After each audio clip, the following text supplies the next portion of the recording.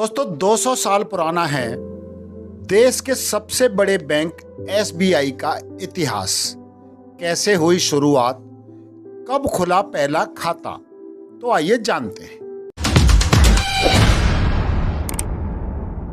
SBI की website पर मौजूद जानकारी पर नजर डालें तो भारतीय स्टेट बैंक की नींव 19वीं शताब्दी के पहले दशक में 2 जून 1806 को कलकत्ता में रखी गई थी।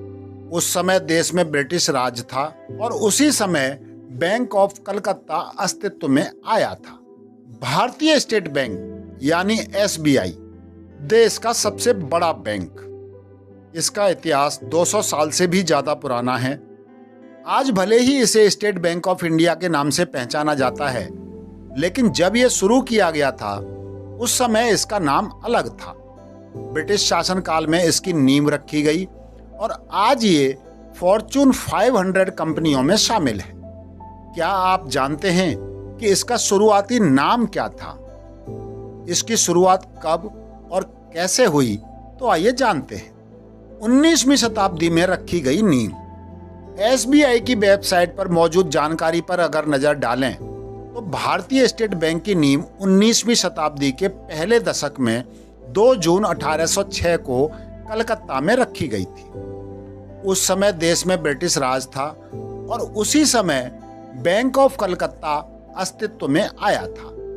इसकी स्थापना के करीब 3 साल बाद बैंक को अपना चार्टर प्राप्त हुआ और 2 जनवरी 1809 में इसे बैंक ऑफ बंगाल के नाम से जाना जाने लगा। ये एक अनूठी संस्था मानी जाती थी जो बंगाल सरकार द्वारा प्रायोजित ब्रिटिश भारत का पहला संयुक्त स्टॉक बैंक था। ऐसे अस्तित्व में आया imperial bank of India. Bank of Bengal की शुरुआत के कुछ साल बाद से बैंक के बैंकिंग सेक्टर का विस्तार होने लगा। 15 अप्रैल 1840 में मुंबई में बैंक ऑफ बॉम्बे की स्थापना हुई, जबकि 1 जुलाई 1843 में बैंक ऑफ मद्रास शुरू हो गया। इन तीनों ही बैंकों को खास तौर पर ईस्ट इंडिया कंपनी के लिए खोला गया था। हालांकि इनमें प्राइवेट सेक्टर्स की पूंजी भी रहती थी। इसके बाद एक बड़ा निर्णय लिया गया और 27 जनवरी सन 1921 में बैंक ऑफ मुंबई और बैंक ऑफ मद्रास का विलय बैंक ऑफ बंगाल में कर दिया गया। इन तीनों को मिलाने के बाद देश में इंपीरियल बैंक ऑफ इंडिया अस्तित्व में आया। यहां से हुई शुरू एसबीआई की कहानी। इंपीरियल बैंक ऑफ इंडिया 3 बैंकों को मिलाकर बना था और इन तीनों ही बैंकों को 1861 में करेंसी छापने का अधिकार भी मिला था। विलय के बाद बने इंपीरियल बैंक ने ब्रिटिश काल में अपना काम निरंतर जारी रखा। इसके बाद देश को ब्रिटिश शासन की गुलामी से आज़ादी मिलने तक इंपीरियल बैंक लगातार चलता रहा। लेकिन आज़ाद भारत में साल 1955 में रिजर्व बैंक ऑफ इंडिया यानी आरबीआई ने इंपीरियल बैंक ऑफ इंडिया को पार्लियामेंट्री एक्ट के तहत अधिग्रहित कर लिया। ऐसा करने के लिए state bank of India act 1955 लाया गया था। 30 अप्रैल 1955 को फिर एक बड़ा बदलाव देखने को मिला और इंपीरियल बैंक का नाम बदलकर स्टेट बैंक ऑफ इंडिया यानी एसबीआई कर दिया गया। भारतीय रिजर्व बैंक द्वारा नया नाम मिलने के बाद 1 जुलाई 1955 को आधिकारिक रूप से एसबीआई की स्थापना की गई। इंपीरियल बैंक के देश में संचालित सभी 480 ऑफिस एसबीआई के ऑफिस में तब्दील हो गई। इनमें ब्रांच ऑफिस, सब ब्रांच ऑफिस और 3 लोकल हेडक्वार्टर मौजूद थे। इसी साल state bank of India act पारित हुआ।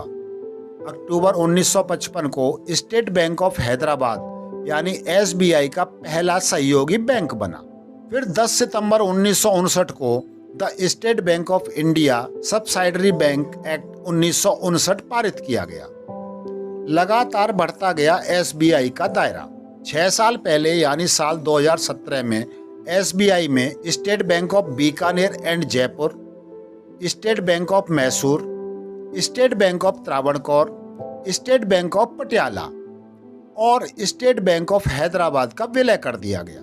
यह विलय 1 अप्रैल 2017 को हुआ था।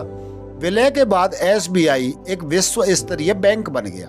इसकी 22,500 शाखाएं हैं और 58,000 ATM का विशाल नेटवर्क है। इसके साथ ही बैंक का ग्राहक आधार भी 50 करोड़ रुपए के आंकड़े को पार कर गया। फॉर्च्यून ग्लोबल 500 लिस्ट में शामिल एकमात्र भारतीय बैंक SBI का मार्केट कैपिटलाइजेशन यानी SBI कैप बीते सप्ताह 5.03 लाख करोड़ रुपए का था। तो दोस्तों, ये जानकारी थी स्टेट बैंक ऑफ इंडिया यानी SBI की उत्पत्ति के बारे में। उम्मीद है आपको वीडियो पसंद आया होगा। धन्यवाद।